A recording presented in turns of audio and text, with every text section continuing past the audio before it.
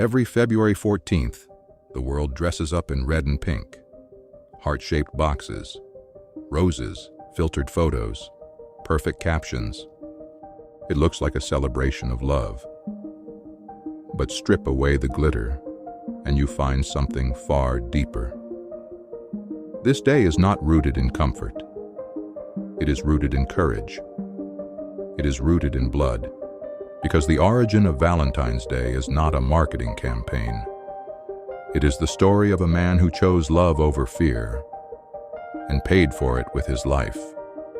Imagine ancient Rome, an empire obsessed with power, control, conquest. An emperor named Claudius II, convinced that single men made better soldiers. No distractions, no attachments, no weddings. Love was inconvenient. So he banned marriage. Think about that. A government decree that says you are not allowed to commit your life to another person. You are not allowed to build a family. You are not allowed to say, I do.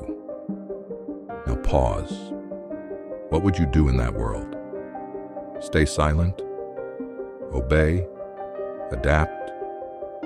Or would you stand for something higher? Enter Valentine, a priest. Not famous, not powerful, not commanding armies. But he understood something the emperor did not. Love does not bow to tyranny. So he began to marry couples in secret. Picture it. Dark alleys, whispered vows, candlelight flickering against stone walls.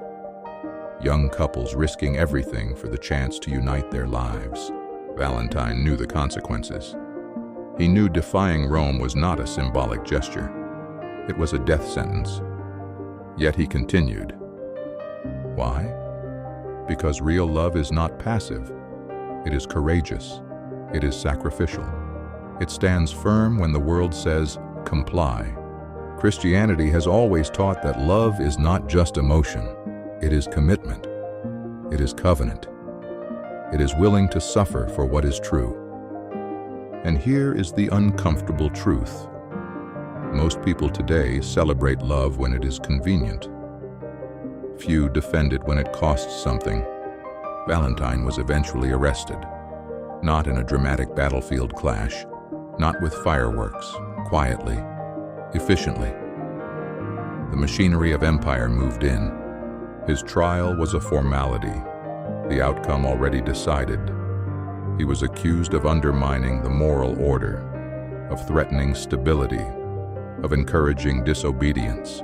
Sound familiar? History always labels conviction as radical when it challenges power. As his execution approached, people came to see him. Couples he had married, friends, believers. Among them was the jailer's daughter. Tradition says Valentine restored her sight. Whether literal or symbolic, the message is powerful. Even in chains, he brought light. From his cell, he wrote a final note, a farewell, a gesture of love and friendship, signed, "From your Valentine." Not a slogan, a legacy. The execution was public. It was meant to intimidate, to send a message. This is what happens when you defy the system. But here is what the empire misunderstood. You can kill a man. You cannot kill what he stood for. The blade fell, but the idea survived. And over time, the story spread. His grave became a place of remembrance. His name became a symbol, not of commercial romance, but of resilient love. Now let me ask you something deeper. What does this story mean for you? We live in a different empire today. Not Rome, but a culture that reduces love to algorithms, attention spans, and instant gratification. Swipe right, swipe left, replace, upgrade. Commitment feels optional. Sacrifice feels outdated. But Valentine's story confronts us with a harder question. Is your love courageous? Do you protect your relationships when they become difficult? Do you defend your values when they are unpopular? Do you stand firm when the world pressures you to compromise? Love is not just a feeling. It is a decision, repeated daily. It is patience when you want to walk away. It is forgiveness when your pride wants revenge. It is loyalty when temptation whispers. And here's the growth lesson hidden in this ancient story. Anything meaningful in your life will require defiance. Defiance of fear. Defiance of comfort. Defiance of the voice that says, "Stay safe. Don't risk it." Valentine did not rebel for ego. He rebelled for principle. There is a difference. One is noise, the other is conviction. So today, instead of just celebrating romance, ask yourself, where in my life am I obeying fear? Where have I accepted rules that shrink my courage? What truth do I believe in strongly enough to defend?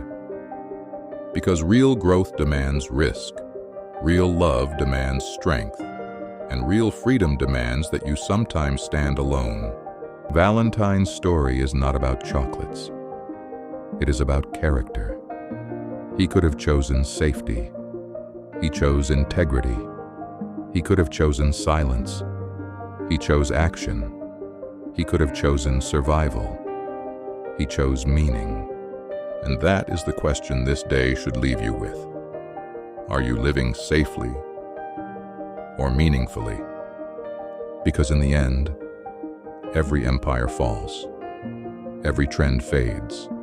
Every marketing campaign expires. But courage echoes. Conviction echoes. Sacrificial love echoes. When you celebrate Valentine's Day, celebrate more than romance. Celebrate commitment. Celebrate loyalty. Celebrate the bravery to love fully in a world that often rewards detachment. And take this lesson beyond relationships. Defend your dreams like Valentine defended marriage. Protect your values like he protected vows. Stand for what matters, even when it costs you comfort. You may not face an emperor, but you will face pressure. You will face doubt. You will face moments where compromise feels easier than conviction. In those moments, remember this story. Love is not weakness. Conviction is not extremism. Sacrifice is not failure. The world remembers Valentine not because he survived, but because he stood. And that is your invitation. Stand for something real. Love with courage. Live with conviction. And build a life that no blade, no critic, no pressure can erase. Because in the end, it is not about how loudly you celebrate love. It is about how bravely you live it.